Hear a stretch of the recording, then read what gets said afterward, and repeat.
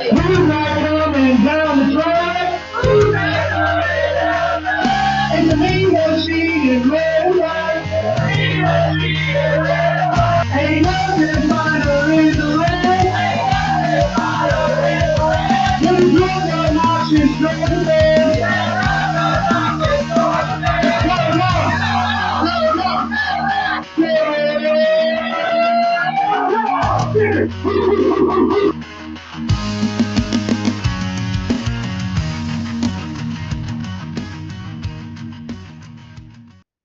What's up, y'all? This is John and Mike back for another episode of the Nothing Finer podcast.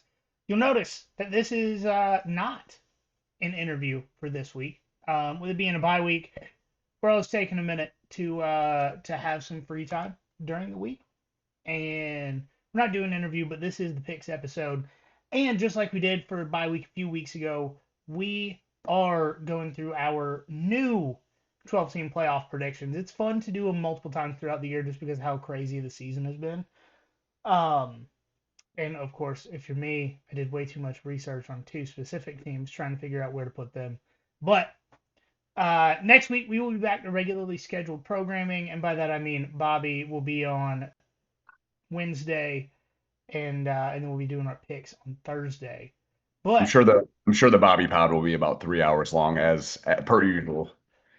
yeah, maybe hopefully not 3 hours, but like let's settle for like a 145.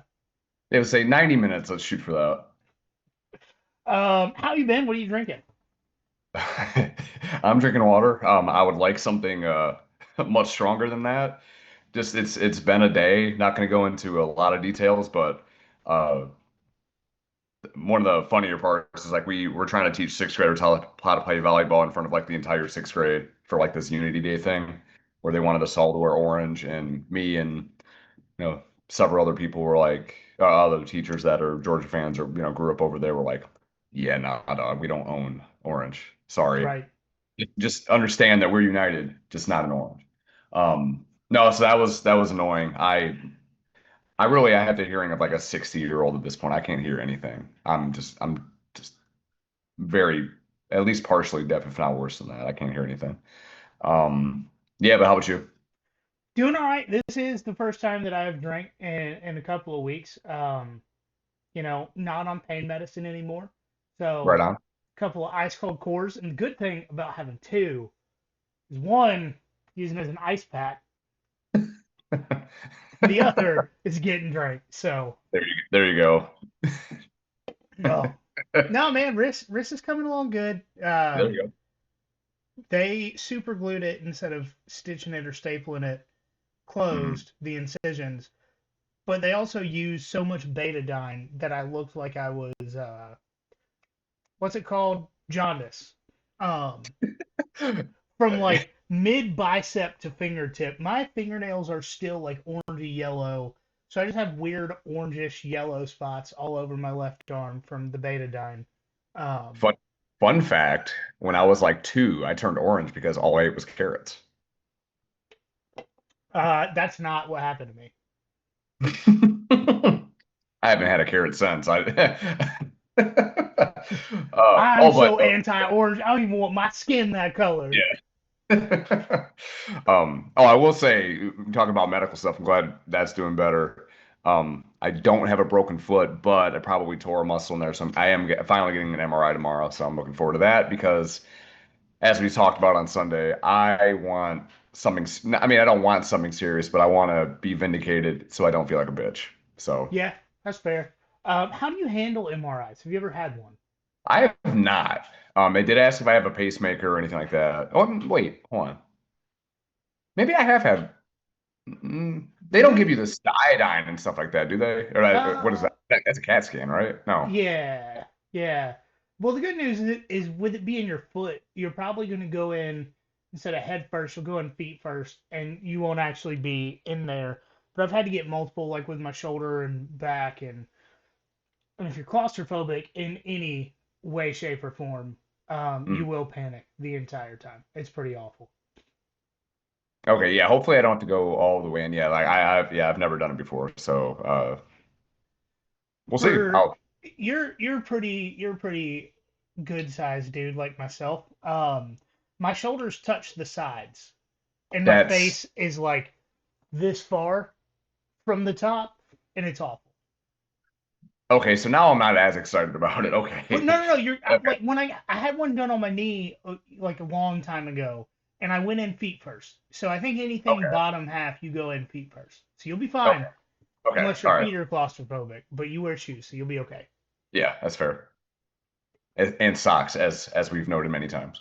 All right, let's get into the 12 team playoff predictions. We're gonna run through those first. There you go. Mine, I've got Alabama or nope, Indiana at 1, Alabama at 2, Texas A&M at 3, Ohio State at 4, USF coming to Athens for the 12 versus 5, Let's go. Vanderbilt going out to Eugene for the Ooh. 11 at 6, Notre Dame coming down to Atlanta for the 10 at 7, and Ole Miss going to Provo for for a game against BYU. What what a juxtaposition of fan bases there. Oh my God. It will not be difficult to drink the town dry for No, Ole Miss our- fans. that is funny. That'll be Um, 30 minutes of a tailgate. I yeah, I do want to add a little bit of context because the top four specifically is a little weird, right? yeah, I think we're all kind of weird with ours. So I have Indiana at 1, mainly because I did a really in-depth breakdown of Indiana versus Ohio State through halfway through the season, right? And here's the conclusion that I've come to. Indiana is better because they've played tougher competition. Here's what I mean. Ohio State, their average margin of victory this season is 30.57, and that is with a 70-point win against Grambling. Hmm. They have two ranked wins, 22 and 23 right now. Their offense rankings are 23rd in scoring, 71st in rushing, 23rd in passing. Defense, they have the number one scoring defense, number 9 rushing defense, and third passing defense. Their opponent average rankings for scoring offense is 71st, rushing offense 81.3, and passing offense 74.3. Their opponent's average defensive ranking 48.16 for scoring, rushing is 34, and passing is 74.6. Okay. Indiana average margin of victory of 37.6. Sheesh. Ranked wins 2, number 6 and number 23. Number 23 is Illinois, by the way, guys. Um, Offense. Indiana's offense is 4th in scoring, 13th in rushing, 31st in passing. Their Okay. defense, 4th in scoring, 8th in rushing, 15th in passing. Opponents' average offensive rankings 54.16 on offensive scoring, 60.16 rushing, 61.16 on passing. Opponents' average defensive rankings 56.6 scoring, 58 rushing, 56.8 passing. So Indiana has played better offensive teams, better defensive teams, has beaten a ranked team in that team's house, and has a larger margin of victory. I I truly don't understand, other than the logo on the helmet, how Indiana is supposed to be better than Ohio State. Yeah, do the blind resume. That's the best way to do it, right? Yeah, it should be, but it's not how it's done, Hmm. especially when Nick Saban says that Ohio State's the best team in the country because he recruited the quarterback. Um, Fair. And Caleb I down. Yeah, so that's why I have Indiana at 1. I think Indiana's going 13-0 into the playoff. I have Alabama at 2 because they beat Texas A&M in the SEC championship game. If A&M doesn't lose this weekend, I don't see a losable game on the schedule for them. And yes, I understand they're going to Austin. This A&M team is better than last year's Georgia team. Last year's Georgia team handled Texas and Austin. I don't Mhm. Like I really don't even think that is going to be that significant of a game.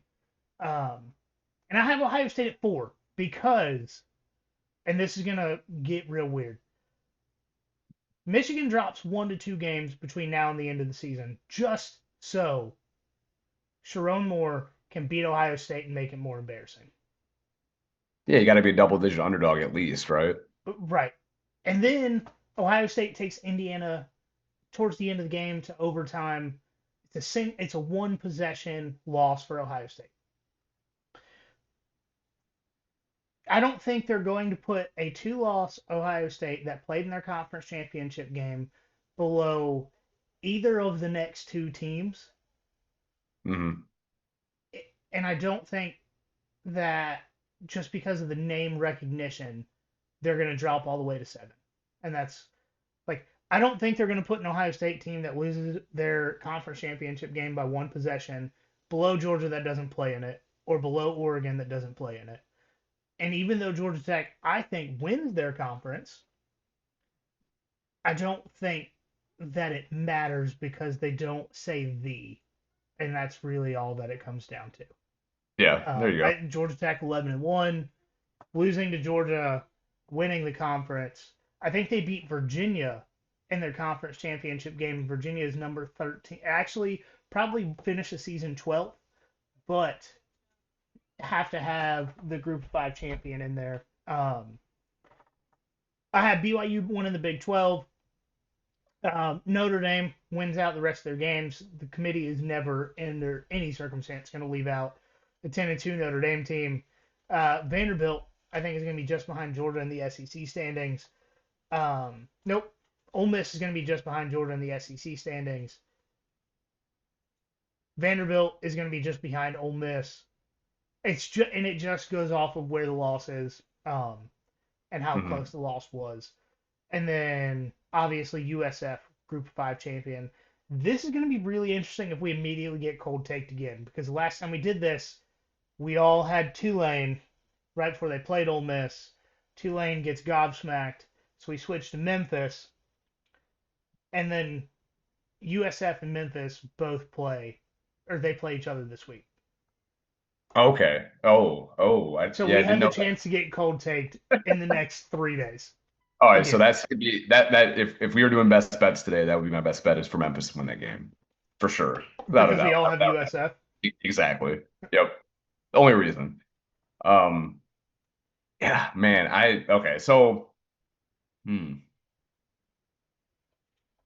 I mean, we have a couple of the same ones. I'll go ahead and just kind of go through mine, and we can always we'll go back and forth after that. All right. So, my number one team, I do have Ohio State. I do have them winning the Big Ten. Not not necessarily sure if they're going to go 13-0, They're or not. hopefully not. Yeah, but I mean, they'll probably be 12-1. That would be my guess. I do think they're going to win head to head against Indiana. Again, not as a fan of Ohio State or anything like that, but uh, I don't know. It just a gut feeling. I don't know. I don't really have anything to back that up. Two, I have Georgia as the SEC champ. I don't think they're losing another game. Again, hopefully, don't get cold take there. They are going to get revenge on Alabama in the SEC championship, in my opinion. I'm falling for it. I'm a freaking homer. Even though I know better. I certainly know better, but I can't pick a different way. At least not on here. So I got Georgia at 2 as SEC champ. I have Indiana at 3 as the at large. Just narrowly losing the Big Ten championship against Ohio State. As I said a second ago, Alabama at number 4 as the at large. So we have 2 Big Ten and 2 SEC teams in the top 4 getting buys. And then going to the first round, just like you, I got USF at number 12, and they're going to be facing number 5 Georgia Tech in Atlanta as the ACC champ. And then I have Vandy making it as well at number 11 as at large, facing the number 6 Big 12 champ Texas Tech. I do think they'll end up kind of righting the ship after.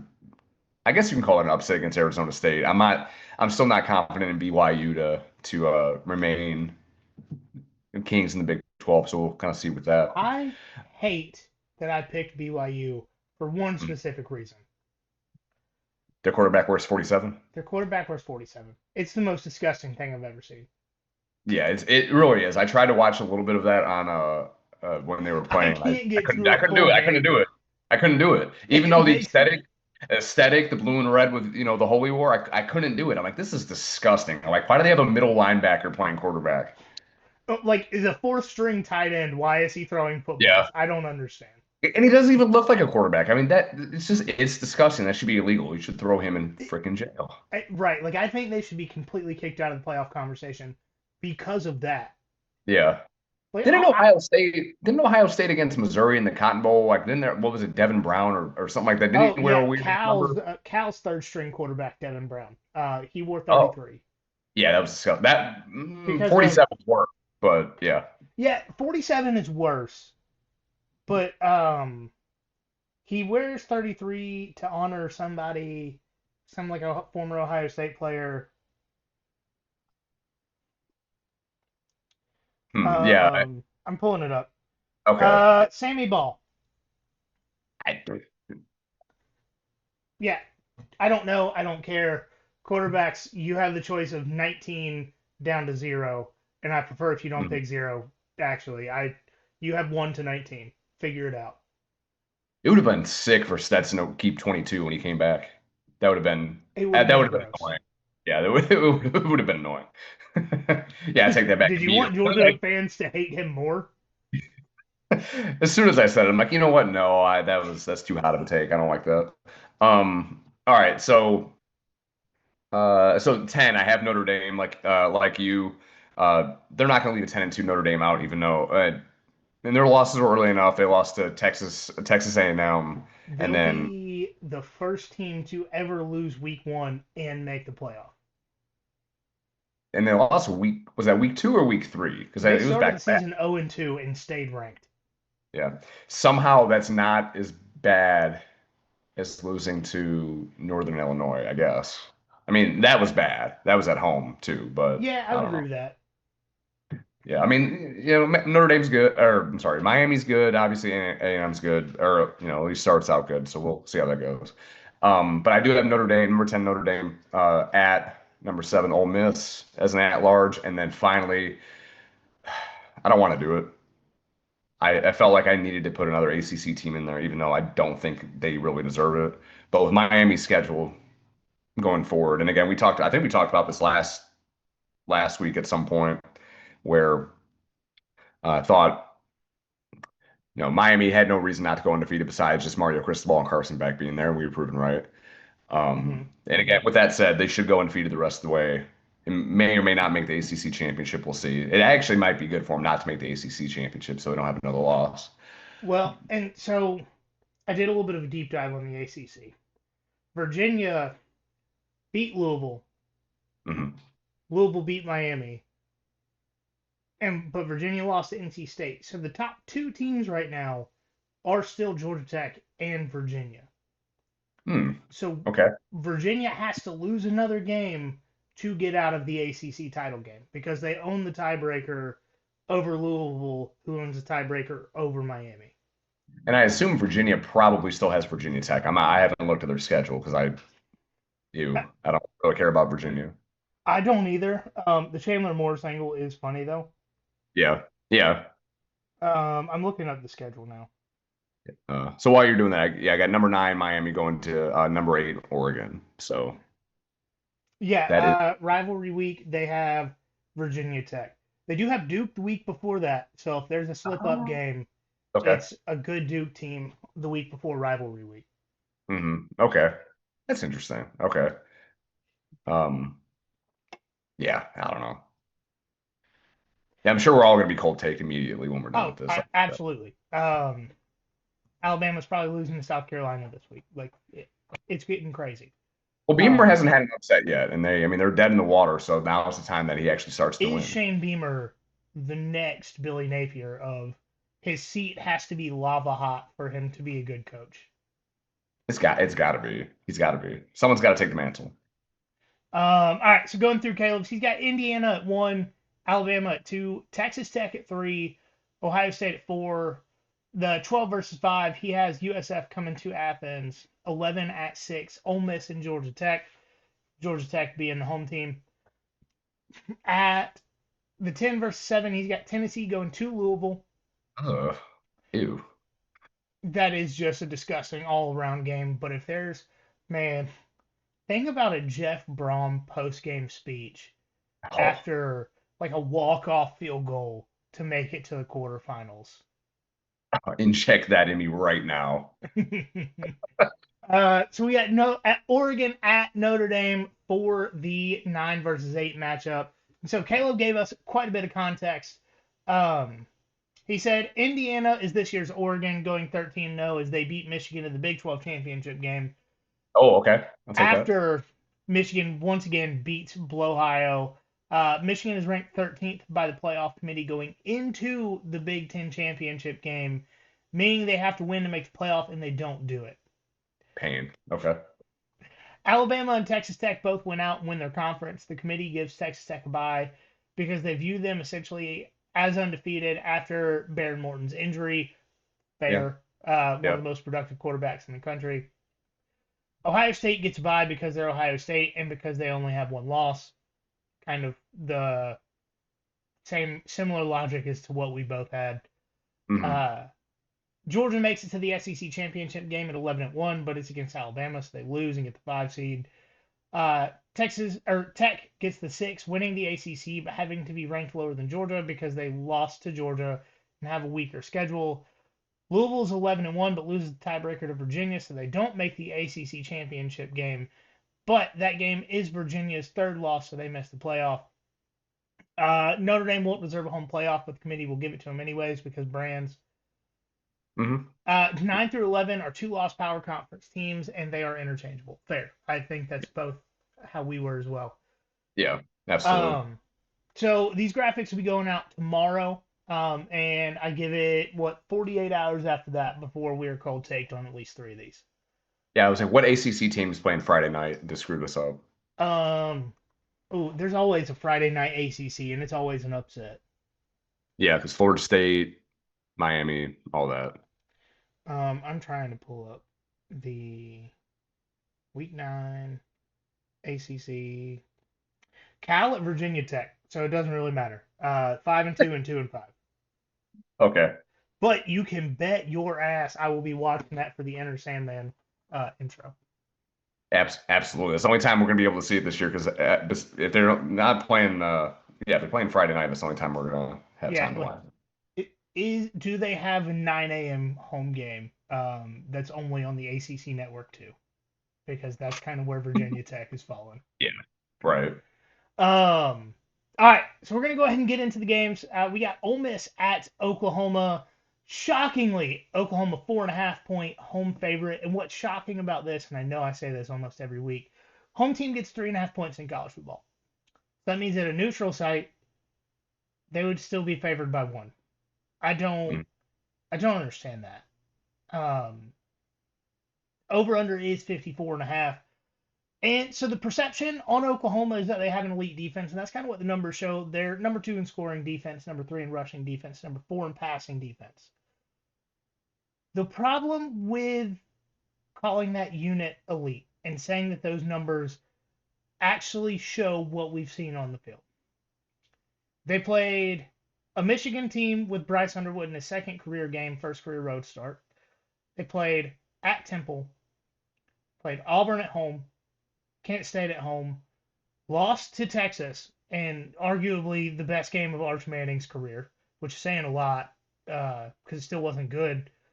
Right. And then they played South Carolina. A South Carolina team that I think me, you, and Caleb would have multiple sacks on Lenore Sellers by the end of that game. Easy. And so those teams average out 88.3 in scoring offense, 76.8 in rushing offense, and 100.3 in passing offense. Also known as absolutely terrible. That's worse than mid for all of that. Yeah. Yeah. And the best passing team, like passing yards per game team that they've played, it's Texas. Ew. Oh. Yeah. And that's with Texas being ranked 80th in passing offense. Yeah, like it's Dang. Okay. Oklahoma has gone through the opposite of a gauntlet. They have strolled through a field of daisies and come out with a loss. It's kind of confusing. That is changing going forward though, like starting this week. Yeah, the gauntlet starts now. Um, Yeah. they meanwhile, Ole Miss 16th in scoring, 41st in rushing, 8th in passing. Ole Miss has won a road. No, the LSU game was in Oxford, wasn't it? Because I said Yeah. that wrong Yeah. for Yeah. It okay. was. Yeah. Let's say I said that wrong for like a week and a half.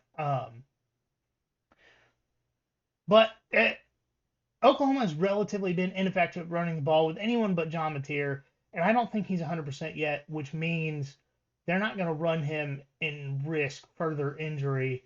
Uh, I just, man, I really think Lane comes into this one with a point to prove and does everything in his power to put up 40 or 50 points. I think the Rebels are absolutely huge in this one. I'm kind of the opposite on that. I mean, I agree that Oklahoma really hasn't played anybody, Paul, but I just seeing what Ole Miss's defense did against Georgia, which they allowed Georgia to score on every single drive except the kneel down.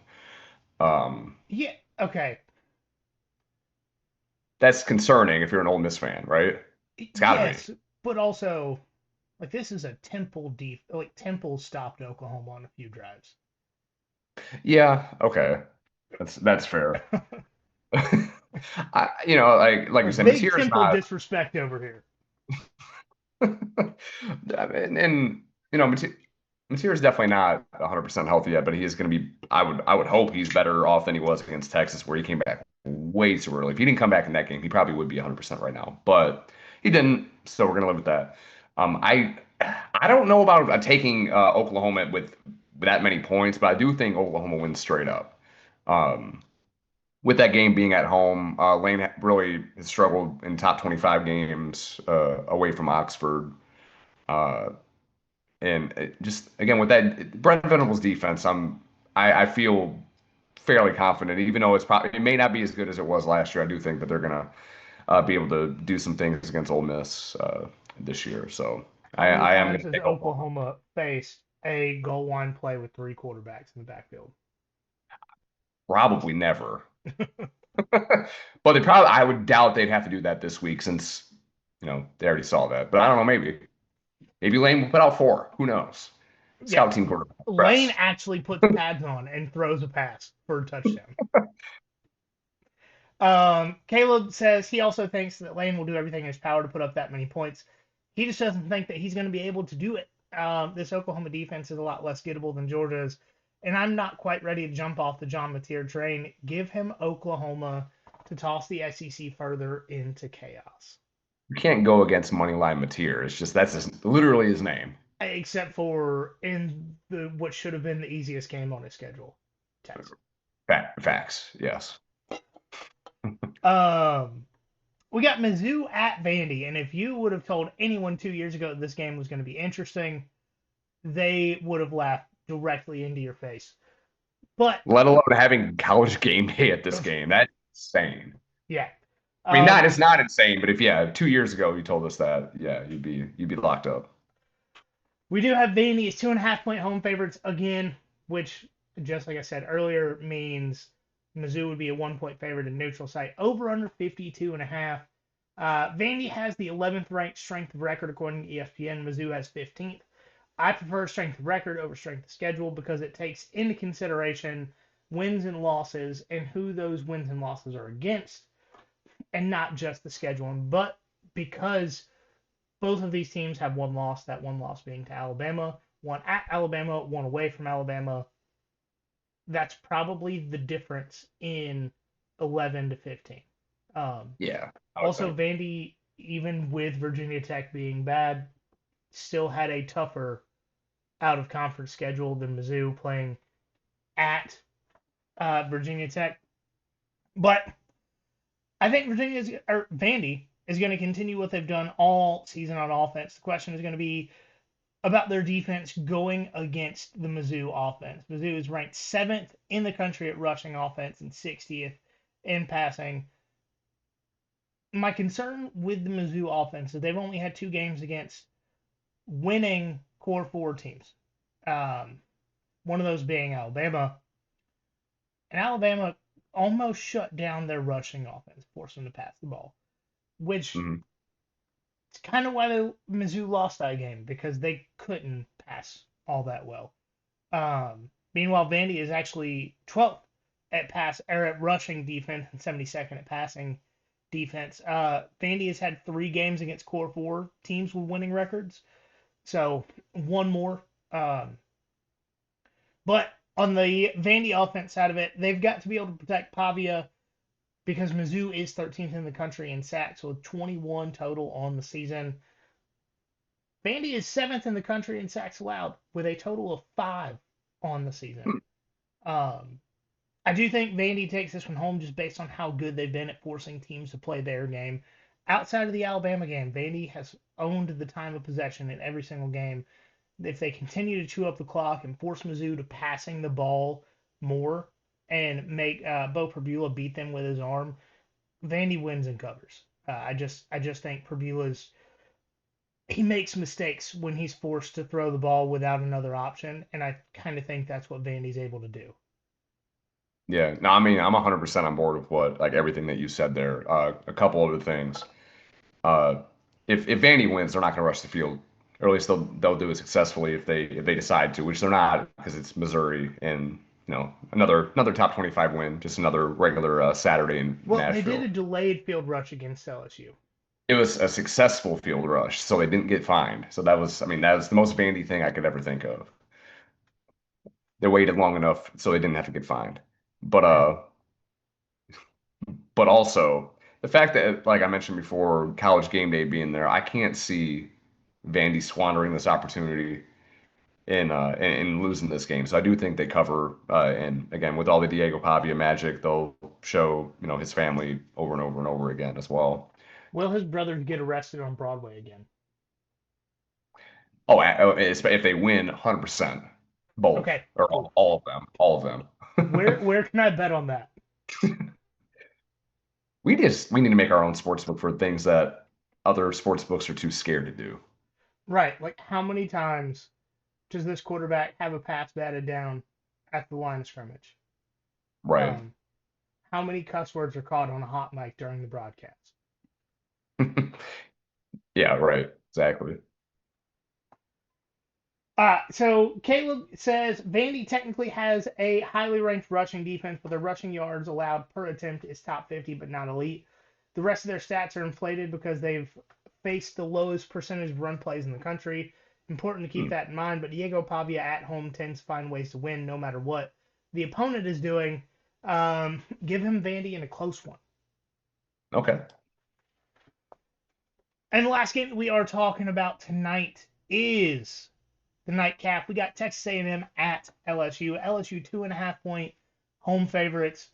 Over under 48.5. This one is really interesting to me because A&M is favored in Death Valley, and it takes a special team to beat LSU at LSU, especially in a night game. I think pretty much the only team to do that successfully recently is Alabama. Um, this And they A&M do that a team, lot. They do yeah, that a lot. this A&M team, notably not coached by Nick Saban.